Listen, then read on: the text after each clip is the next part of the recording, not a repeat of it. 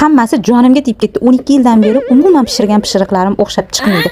Shunday alam qilib ketdi-da, dugonam Sharafat Dilnozga telefon qildim-da, menga qara dedim, "Sen food blogermisan yoki food blogermisan?" deb jo'rashib boshladim. "O'pkangda bos, dugonajon, nima bo'ldi?" deydi.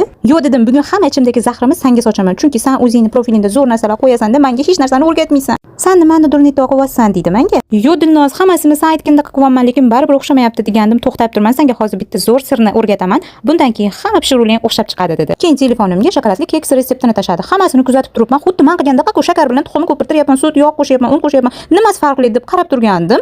Kakaodan keyin solayotgan qabartma tuzi butkul farqli. Men bunaqasini umrimda ishlatib ko'rmagandim. Keyin Dilnozga yana telefon qilib so'radim, "Bu qanaqa qabartma tuzi?" deb so'raganimda, u aytdiki, "Men buni juda ko'p yillardan beri ishlataman. Bu shunaqangi zo'r brendki, har qanaqa pishirig'ingni sochni va zo'r qilib chiqarib beradi. Mahsulot tanlashni bilsang, hech qachon xato qilmaysan. Pishirgan pishiriqlaring albatta o'xshab chiqadi" dedi. Endi aniq meni ham pishiriqlarim o'xshab chiqadi, chunki men food blogerlarning sirini bilib oldim. Siri nima ekan qizlar? Lamusa qabartma tuzlari.